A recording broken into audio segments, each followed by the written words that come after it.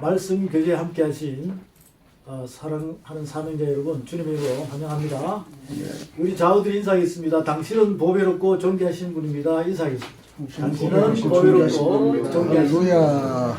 네, 이것은 이 인사법은 하나님께서 우리에게 법으로 딱 정해놨어요. 법으로 정해놨습니다. 모세오경에 법으로 딱 정해놨어요. 보배롭고 존귀한 자라고. 이렇게 모세오경에 보게 되면 이게 이제 쫙 나와 있습니다. 나와 있으니까 이제 법을 우리가 율법을 교제할 때 여러분들이 이제 딱 귀에 들어놓고 귀전에 딱 입력시켜 놓고 나중에 눈으로 확인하면 거기 딱 나와 있어요. 보배롭고 존귀한 자라고 이렇게 나와 있습니다. 예, 그것을 이제 함께 보기로 하고, 오늘 이제 저와 여러분들이 이 계속 우리는 주제가 통달이잖아요. 통달. 네. 예, 주제가 통달이에요. 그 통달인데 이 통달에 대한 부분을 놓고 조금씩 말씀을 교제하다 보면 이제 소제목들이 나옵니다. 소제목들이 나오는데 그 소제목 중에서 이 하나님께서는 우리에게 옷에 대한 설명을 하고 있어요. 이 옷에 대해서. 이 성경책에는 이 옷에 대한 설명이 굉장히 많습니다.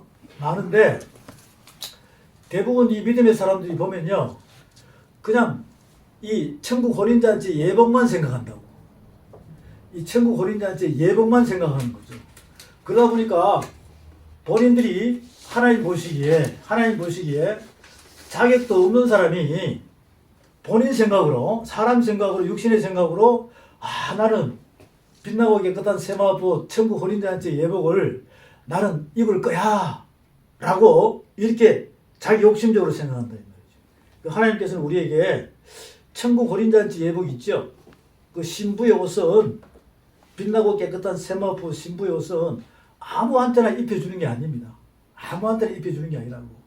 이제 그것을 우리가 자세히 알기 위해서는 창세기부터 요한계시록까지 이 옷에 대한 이 단어들이 쭉 나오는데, 그것을 하나하나 옷에 대해서 우리가 말씀을 교제하다 보면 내가 천국 혼인잔치 예복을 어떻게 입어야 되는지 이런 것들을 우리가 정확히 알 수 있다는 것입니다. 그리고 그동안 내 생각으로 나는 이 혼인잔치 예복을 입을 수 있을 거야, 나는 확신해 라고 생각하시는 분들도 이 말씀을 이제 창세기부터 차례대로 교제하다 보면 큰일 날 뻔했구나. 내가 자칫 잘못하면, 이걸 못 깨달았으면, 이 말씀을 못 깨달았으면 그냥 땅을 치며 통곡할 뻔했구나 라는 그런 것을 깨달을 수 있는 그런 말씀 교제의 시간이 되었으면 합니다. 제가 이제 하나씩 우리가 이 교제하며 적어가는데, 지금 우리 주제는 더 바이블 아카데미의 주제가 이제 통달이거든요. 통달입니다. 통달인데 이 통달이라는 큰 주제를 놓고 항상 이 본문 말씀은 고린도전서 2장이 있다고 그랬죠. 예? 고린도전서 2장 10절에 보면 통달이라는 단어가 나와요. 다시 한번 보겠습니다. 고린도전서 2장의 말씀, 통달의 말씀을 함께 보도록 하죠. 고린도전서 2장입니다.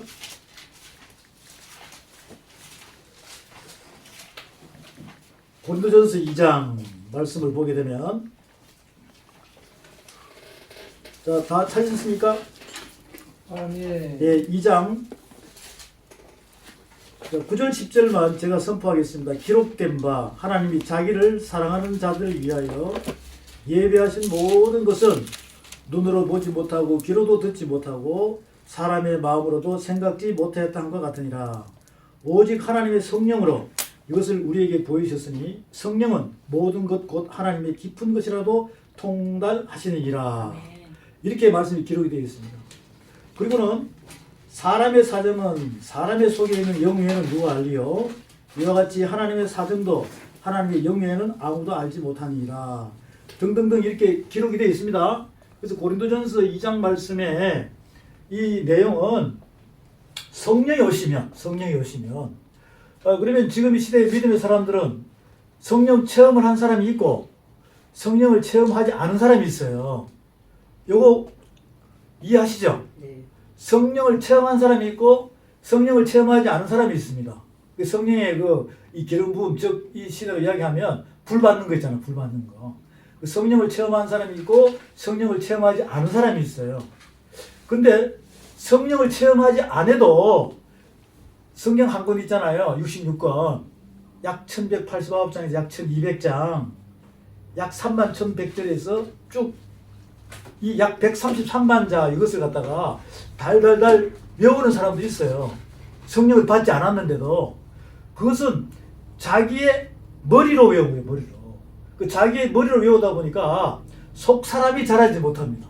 속 사람이 자라지 못한다는 거죠. 예수 믿고 구원을 받고 처음 딱 시작했을 때, 그런데 성령의 체험을 하신 분들 있잖아요. 그러면 이제 여러 가지 은사를 받아가지고 움직이시는 분들이 있습니다.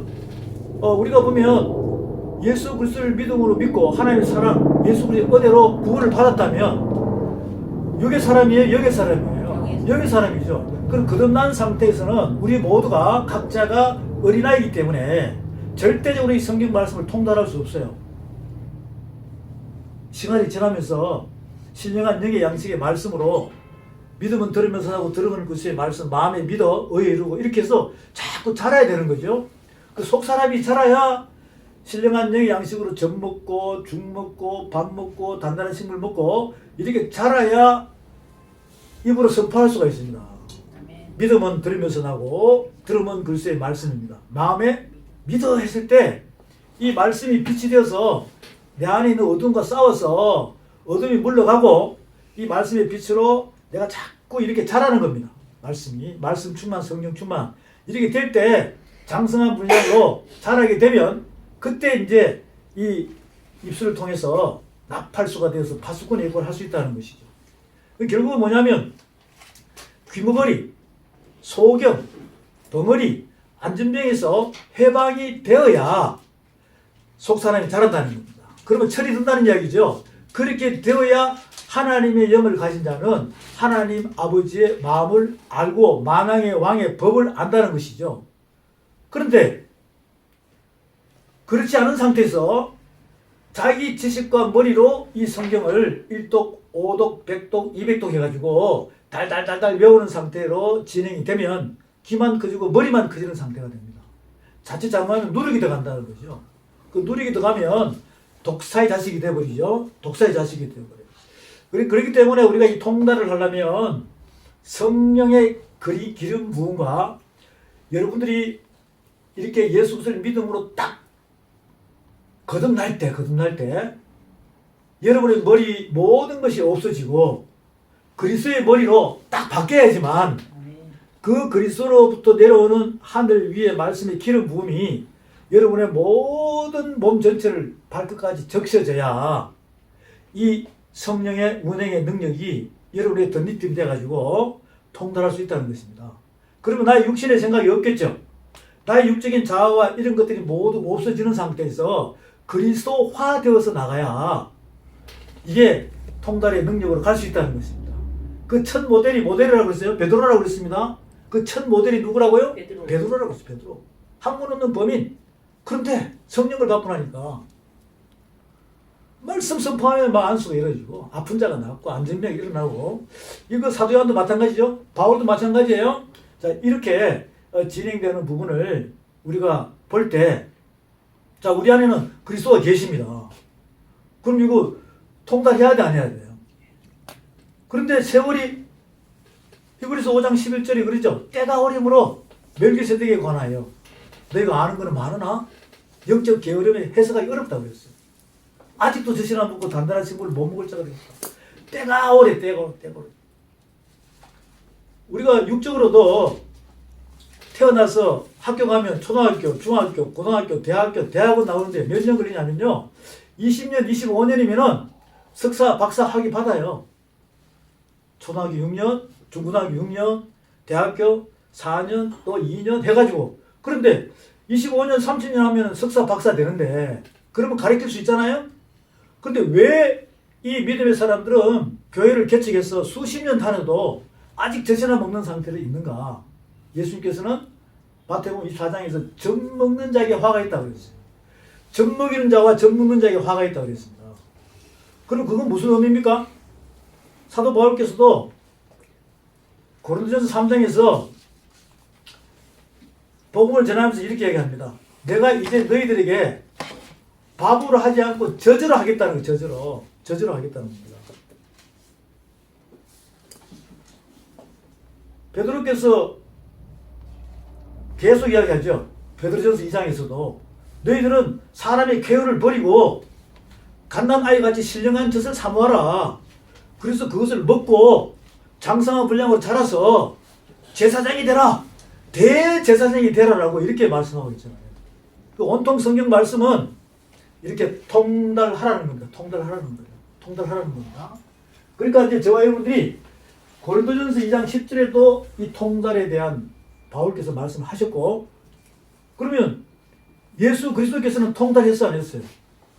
통달했죠? 네. 예수 통달하셨다니까. 자, 예수님이 어릴 때 이 유대 땅 베들레헴의 말 구유에서 이 표적으로 탄생했습니다. 그 아기 예수 안에는 그리스도가 계시는 거예요. 12살 때도 마찬가지죠? 예수님의 육체는 자랐지만 그 안에 그리스도는 똑같은 분이 계신다는 말이죠. 30세도 마찬가지입니다. 그리스도 똑같은 분이 계시는 거죠. 그리고 나중에는 물, 세례, 성령, 세례, 40일 금식, 돌이 떡이 되게 해라, 성전 꼭대기 뛰어내려라, 천하를 줄 테니까 한번 절하라, 사탄아 물러가라. 그러니까 천사가 수종 들면서 회개하라, 천국에 가까우니라 하면서 각색 병자를 고치면서 죄사함의 건서 일어나죠. 그럼 이거는 통달에 대한 그 모델에 대한 전체를 예수 그리스도를 통해서 우리에게 성경 말씀으로 비춰주고 있습니다. 그럼 저와 여러분은 어떻게 해야 됩니까? 똑같은 거죠. 그 말씀 따라가게 되면 무조건 다 통달하게 되어 있어요. 그런데 왜 지금 이 시대에 믿음의 사람들이 통달을 못하고 있는가? 이것을 저와 여러분을 통해서 우리가 이 시대에 모델이 돼가지고 나팔을 불 수 있는 그 파수꾼의 역할을 해서 이 말씀을 선포할 때마다 들을 귀가 없는 자의 귀가 열리기를 소망합니다. 아멘. 까만 거는 글자에 흰 거는 종이, 이 성경 말씀을 펼칠 때 이게 무슨 말씀인지, 영의 말씀이 무슨 뜻인지를 모르는 자에게 소경이 눈을 떠는 그런 신뢰함의 기적이 일어나길 바랍니다. 아멘. 말 못하는 벙어리 나팔수가 되어서 하나님의 말씀을 선포할 때 그 마음에서 나오는 말씀이 하나님의 아들의 음성으로 돼가지고 그 입술을 통해서 나올 때 이것이 회오리 바람이 돼가지고 그의 다윗과 이 사울 시대에 라마나의 현상, 성령의 능력이 나타날 수 있는 그런 이 나팔수의 말씀이 선포되는 거. 배에서 생수의 강이 흘러나와야 되는 것이죠. 샘물에 그늘이 된다는 것입니다. 그리고는 그들이 있어야 돼요. 지상명령을 하기 위하여 가서 전해야 되니까. 그래서 온 유대와 사마리아 등등 모든 사람들을 제자 삼아 성부와 성자와 성령의 이름으로 세례를 주고 그들을 다시 하나님의 사람으로 만들 수 있는 그런 능력이 이 말씀을 통해서 우리에게 있어야 된다는 것이죠. 그것을 정확하게 이제 진행을 하는 상태인데, 이 통달이라는 단어는요, 이사야서 40장에도 보면 하나님께서 태초에 천지를 창조하셨다라고 이렇게 되어 있어요. 그리고는 통달의 도에 대해서 설명을 하고 있습니다. 이사야서 40장에 가보겠습니다. 이사야서 40장. 우리가 이렇게 말씀을 찾아서 귀로 듣고 눈으로 보고 주목하여 손으로 만져야 이것을 우리가 전달할 수 있는 것이죠. 이 하나님의 말씀은 예수 그리스도를 통해서 완성되어 있는 말씀입니다. 이 완성되어 있는 말씀을 인간의 생각으로 사람 생각을 집어넣고 또 사람의 계명, 철학 등등을 집어넣게 되면은 가감하는 자가 되는 거예요.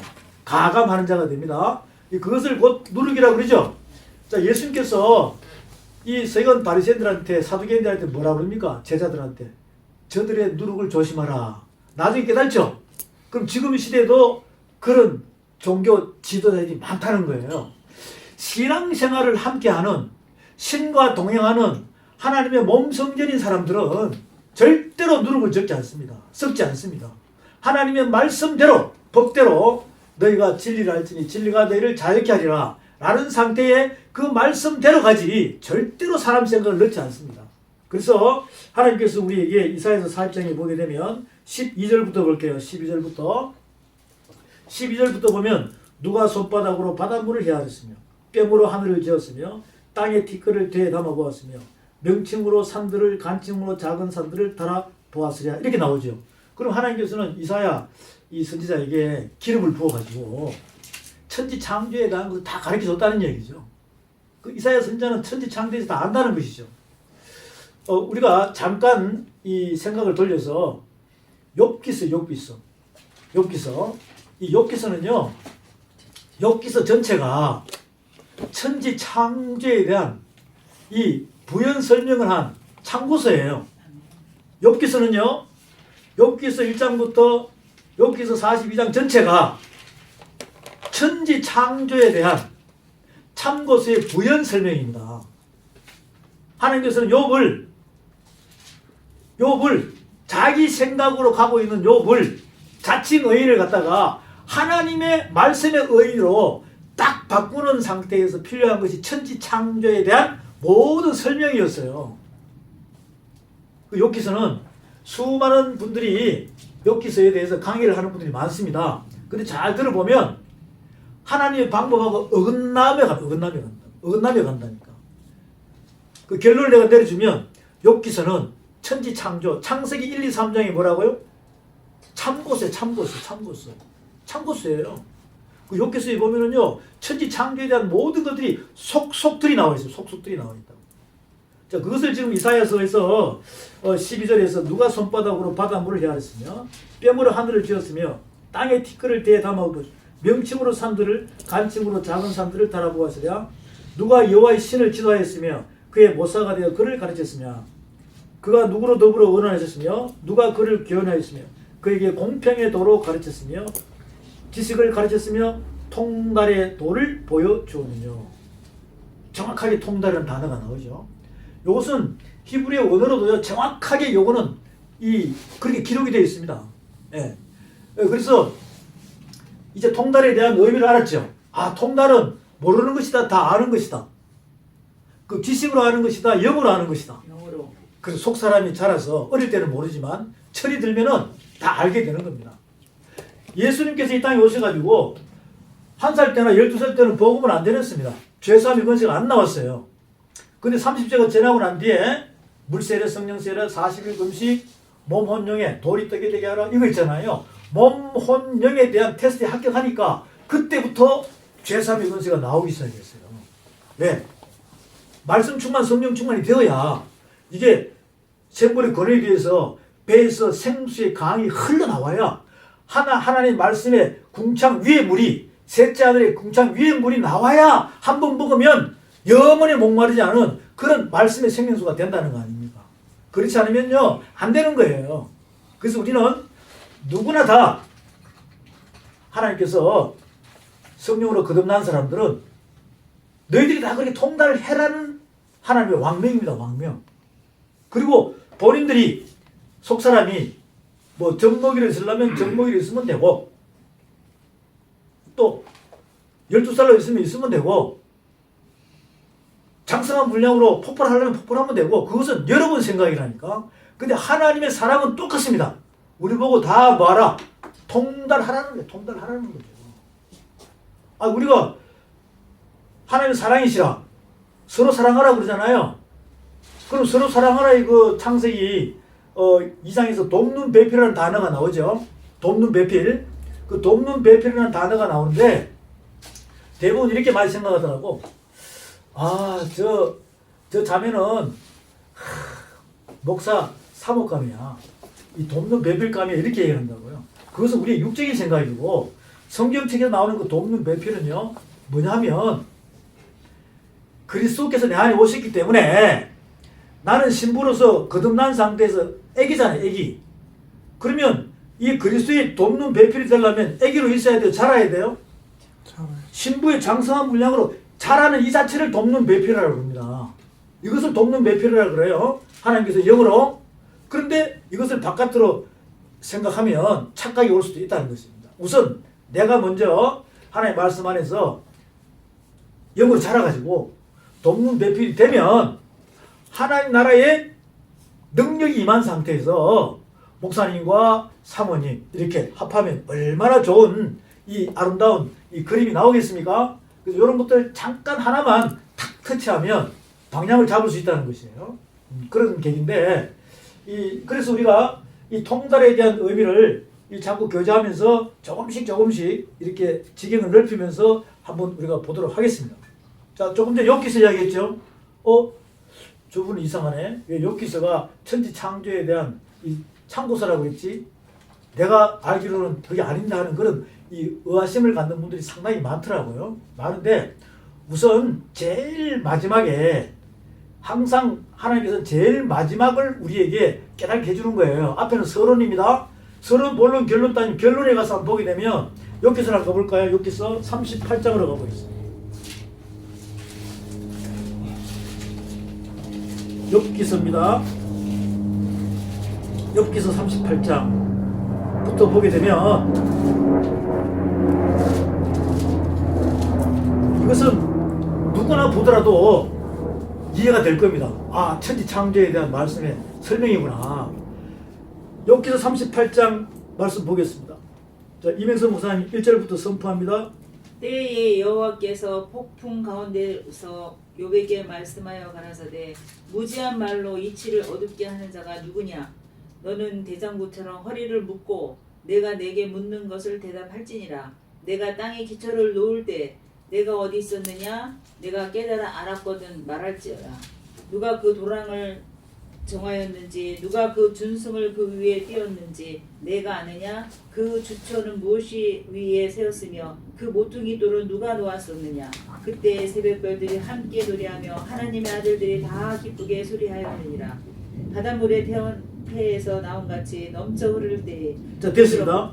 우리가 욥기서 38장 1절부터 보더라도 이거 천지 창조에 대한 설명 맞죠? 천지 창조에 대한 설명이에요. 천지 창조에 대한 설명이라 이 말이죠. 하나님께서는 욥에게 세 친구를 붙입니다. 세 친구를 붙여도 해답이 나와 안 나와요? 안 나와요. 해답이 안 나온단 말이에요. 그 다음에 또 엘리후라는 이 나이 연하를 붙입니다. 해답이 나옵니까 안 나옵니까? 안 나오죠. 그래서 하나님께서 직접 폭풍처럼 임하셔가지고 욥아 하면서 너는 내 앞에 대장부처럼 서라라고 얘기한단 말이에요. 그 욥이 딱 섰습니다. 지금 이거 테스트 받는 거예요? 시험 받는 거예요? 시험 치는 거예요. 내가 땅에 기초를 놓을 때 어디 있었느냐? 하늘에 준승을 띄울 때 어디 있었느냐? 라고 말씀을 하는데 욥이 대답해요? 못해요? 못하잖아요. 대답 못합니다.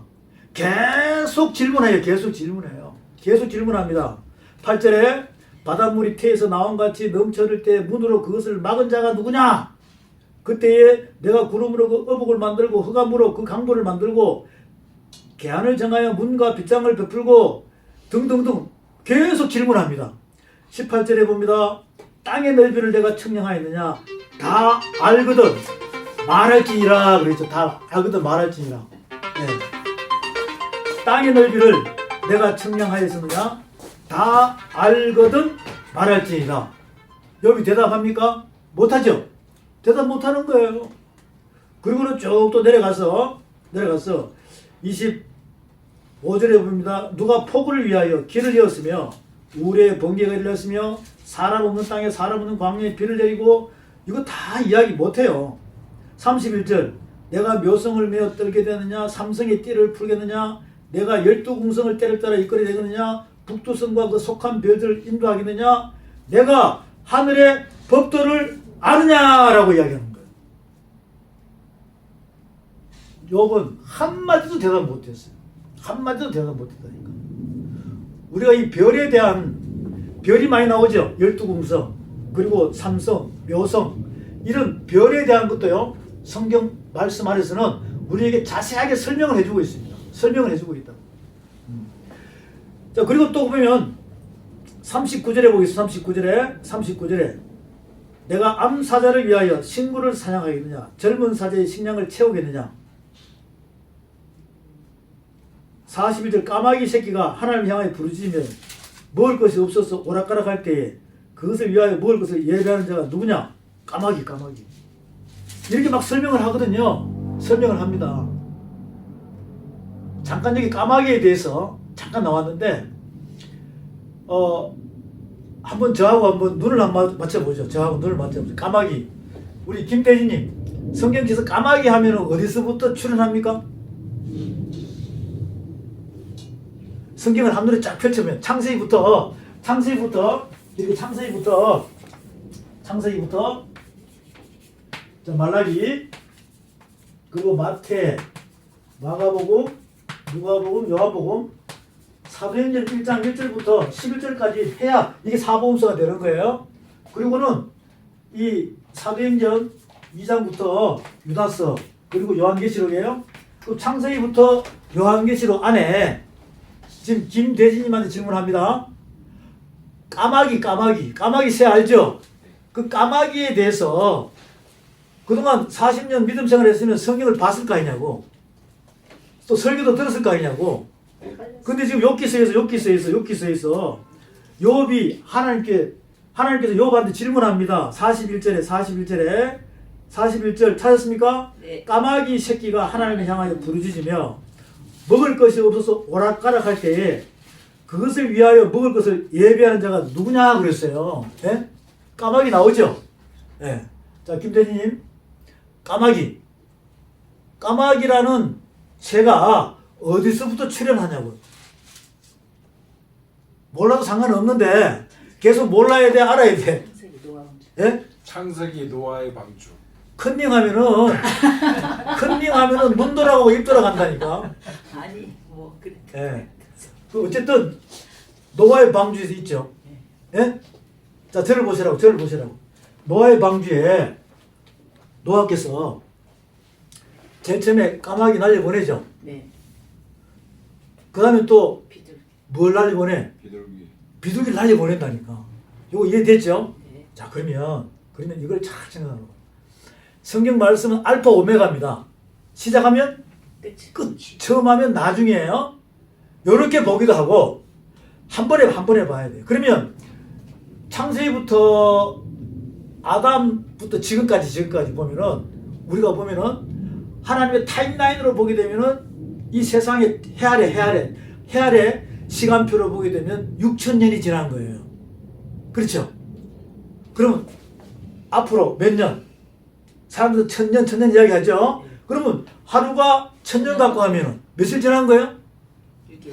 6일 지난 거래요. 6일 지났다니까. 그 6일 전에 노아의 방주에서 뭘 날려보냈다고? 까마귀를 날려보내는 거예요. 까마귀 돌아왔어, 안 돌아왔어? 안 돌아왔잖아. 근데 그 까마귀가 누구한테 가냐면 엘리야한테 간다니까. 누구한테 간다고요? 엘리야한테 간다니까. 할렐루야. 엘리야한테 간다 이 말이죠. 엘리야한테 가는 거예요. 자, 또 이제 그것도 이야기하면 또 한참 해야 돼, 까마귀에 대해서. 자, 그럼 비둘기 있죠? 노아의 방주에 비둘기 해 안 해? 해요. 그래서 비둘기가 뭐 물고 와요? 나뭇잎. 배추씨를 물고 와. 뭘 물고 와? 정확하게 성경적으로 잎. 나뭇잎. 상추씨를 물고 와. 상추 잎을 물고 와. 뭘 물고 와요? 나뭇잎. 예? 무슨 잎? 나뭇잎. 뭐가 납니까? 참 큰일 났네 이거. 큰일 났네. 아, 주여. 자, 좋아요. 그거 나중에 보고. 다 하나님께서 그 물고 오는 그런 것도 다 뜻이 있다니까. 뜻이 있는데 그걸 못 보는 거야. 맞아. 볼 생각도 안 하죠. 자, 잠깐만. 비둘기가, 그죠? 그리고는 이제 거기서 그다음부터는 비둘기 얘기 나와 안 나와? 나와요. 성령. 할렐루야. 예수님. 야, 우리 이영수 목사님 맞습니다. 네. 예수님이 어디서 물에서 올라오실 때 하늘문에 이르고 성령이 뭐처럼 비둘기처럼. 바로 이거라면 이게 다 연결돼야 돼. 알파 오메가로. 네. 그 지금 우리가 통달을 하려면 여기서 보세요. 여기서 창세기부터 요한계시록까지 있죠. 자, 저를 봅니다. 창세기부터 요한계시록까지 보면은 십자가가 여기 있죠. 여기 있잖아요. 그죠? 십자가가 여기 있어요. 그 창세기부터 요한계시록에 있는 말씀은 어디로 들어야 됩니까? 이렇게 들어야 돼. 이렇게. 이걸 무슨 도라 그럽니까? 십자가의 도라 그런다니까. 고린도전서 1장 18절에 나오죠. 십자가의 도는 밀어내야 돼. 지혜로운 자가 돼야 돼. 십자가의 도에 대해서는. 그러니까 여기 있는 말씀들이 창세기부터 계시록에 있는 말씀들이 전부 다 이쪽으로 들어와 있다니까요. 그래서 저와 여러분은 갈라디아서 6장에서 예수의 흔적을 가진 자가 돼야 합니다. 세상이 나를 대하여 못을 받고 내가 또한 세상을 대하여 못을 박은 자. 알겠습니까? 그게 바로 예수의 흔적을 가진 자라고 이렇게 큰 글자로 우리의 육의 신비에 하나님의 영으로 새겼다라고 되어 있지 않습니까? 그게 바로 우리에게는 통달할 수 있는 방법입니다. 자, 까마귀, 비둘기 잠깐 이제 말씀드렸어요. 그 다음에 또 쭉 가면 이제 이 뭘 보냐면 이 40장에 보세요. 40장. 여기는 이제 이 38장, 39장, 40장, 41장까지는 천지 창조에 대한 모든 만물이 여기 다 나와 있어요. 다 나와 있다고. 그 40장에서 뭘 보냐면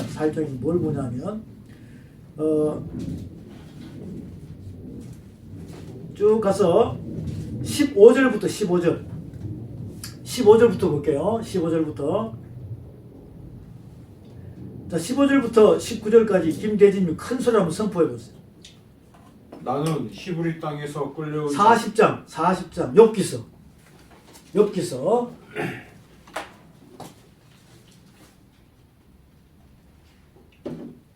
욥기서 40장 15절부터. 이제 소같이 풀을 먹는 배의 못을 볼지어다. 내가 너를 지은 것 같이 그것도 지었느니라.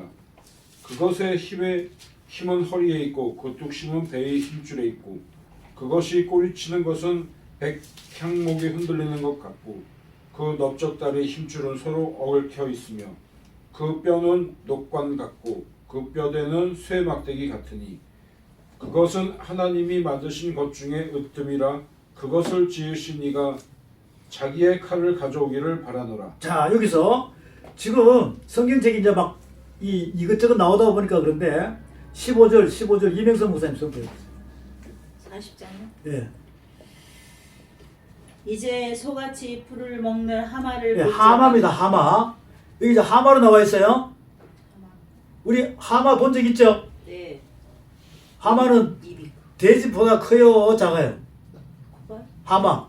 하마 몸뚱이가 커죠. 돼지보다 크죠? 네. 그러면 돼지 꼬리가 클까, 하마 꼬리가 클까? 하마꼬리. 돼지꼬리. 돼지와 하마가 몸통으로 이야기하면 하마가 훨씬 큽니다. 네. 돼지는 T코면 하마는 1.5톤이야. 어우. 근데 꼬리는 돼지가 더 커요. 하마 꼬리는 더 작다고. 근데 여기서 어떻게 나옵니까? 백향목을 어떻게 한다고요? 꼬리로 치면은 백향목이 무너진다는 거죠. 자, 백향목 그러면 다윗 왕께서 솔로몬을 통해서 솔로몬 성전을 지을 때 저기 지중해 연안인 두로 왕이죠. 두로에서 인부들이 그 나무를 다 가져와서 지어야 안 지어요. 그 백향목은요 성전을 짓는 데 쓰입니다. 그런데 하마가 꼬리로 딱 치니까 돼지 꼬리보다 작은 하마 꼬리입니다. 근데 백향목이 무너진다 안 무너진다? 무너진다는 거예요. 그 의미는 뭐냐면 돌성전을 하마가 꼬리로 치면은 우르르 무너진다는 겁니다. 그 의미는 그만큼 힘이 강하다는 이야기죠. 그래서 여기서 으뜸이라는 것은 이것은 사단의 왕이라는 의미를 우리에게 부여해주고 있어요. 무슨 왕이라고요? 사단의 왕이다. 그래서 동물을 비교하고 있다는 겁니다. 동물을 다시 볼게요. 15절 이제 소같이 풀을 먹는 하마를 볼지어다. 내가 너를 지은 것 같이 그것도 지었느니라. 그 힘은 허리에 있고 그 세력은 배와 힘줄에 있고 그 꼬리 치는 것은 백향목이 흔들리는 것 같고 그 넓적다리 힘줄은 서로 연락되었으며 그 뼈는 녹관 같고 그 가립되는 철장 같으니 그것은 하나님의 창조물 중에 어뜸이라 그랬다 이 말이에요. 창조물 중에 어뜸이라고 해서 이건 사탄의 왕을 이야기합니다. 그것을 지은 자가 칼을 줬고 이거는 하나님의 말씀 장사하는 강도 칼을 갖고 있는 거죠. 강도 칼. 알겠죠? 만민이 기도하는 집이 돼야 되는데 도적의 소굴이 된 그런 상태. 지금 이 시대 사람을 이 종교 지도자를 비교한 거짓 선지자, 거짓 종교 지도자를 비교한 그런 내용을 지금 설명하고 있는 것입니다. 여기서 이제 우리 꼬리 치면은 계시록에서 12장에서 보면 꼬리 치면은 하늘의 별이 3분의 1 떨어져 안 떨어져요. 그런 설명을 이제 연관돼서 우리가 보게 되면 아 이거 지금 그냥 하마 이야기하는 게 아니라 하나님께서 욥기의 관계 속에서 우리 보고 깨달으라고 아 사탄의 이 어떤 사탄의 왕을 이렇게 이제 비교하고 있다는 거예요. 이걸 반복 비교합니다. 또 뭘 비교하냐면 악어 보세요. 악어를 보시라고. 41장 1절에 41장 1절입니다. 자, 이 말씀 보세요. 선포합니다. 내가 능히 낚시로 악어를 낚을 수 있겠느냐? 노끈으로 그 혀를 맬 수 있겠느냐? 줄로 그 코를 맬 수 있겠느냐? 갈고리로 그 아가미를 깰 수 있겠느냐? 자, 쭉 내려가서 10절. 10절. 아무도 그것을 격동시킬 용맹이 없거든 능히 나를 당할 자가 누구냐? 누가 먼저 내게 주고 나로 받게 하였느냐? 온 천하에 있는 것이 다 내 것이다. 자, 계속 이제 넘어갑니다. 18절. 그것이 재채기를 한즉 광채가 바라고 그 눈은 새벽 눈꺼풀이 열린 같으며 그 입에서는 횃불이 나오고 불똥이 튀어나오며 그 콧구멍에서는 연기가 나오니. 잠깐만요. 여러분 악어를 자세히 보면 요게 이제 이해가 될 겁니다. 그 41장은 전부 다 악어에 대한 묘사가 나와 있어요. 쭉 넘어가서 30절부터 그 배 아래는 날카로운 와륵 같으니 진흙 위에 타작 기계같이 자치를 내는구나. 깊은 물로 습지의 물이 끓음 같게 하며 바다로 젖은 한기름 같게 하고 자기 뒤에 광채나는 길을 내니 사람이 보기에 바닷물이 백발 같구나. 땅 위에서는 그것 같은 것이 없나니 두려움 없게 짐을 받았습니다. 모든 높은 것을 낮게 보고 모든 교만한 것의 왕이 되는. 그러면 우리가 이 말씀을 보고 이걸 어떻게 생각해야 되겠습니까? 악어를 사탄의 왕이라니까. 사탄의 왕을 욥기서에서 하나님께서 욥에게 천지 창조에 대한 부연 설명을 계속 해주고 있어요. 해주고 있다. 그럼 지금 우리가 알파 오메가를 받아들일 때 욥기서를 보면 욥기서는 뭐 기복 신앙이니 뭐 축복받는 이야기 이런 거 하는 거 아니에요. 영적 전쟁에서 사탄의 왕을 이겨야 된다는 것이죠. 그리고 욥은 하나님의 말씀을 통달하지 않은 자였어요. 욥기서 1장부터 자세히 보게 되면 그냥 당대의 의인이었습니다. 자칭 의인이에요. 자칭 의인. 경건한 삶을 살고 예배 드리고 하나님께로 받는 그 축복 있죠. 그것을 아들 딸들에게 쫙 베풀면서 이런 나름대로 그 인본주의적인 경건한 삶을 사는 그런 자칭 의인이었다니까. 그런데 하나님께서는 욥을 지명하고 택했기 때문에 하나님의 방법이 있는 거죠. 그 하나님의 생각과 욥의 생각은 틀립니다. 욥은 하나님의 경영 방법으로 이야기하면 욥은 그냥 슈퍼마켓 이것만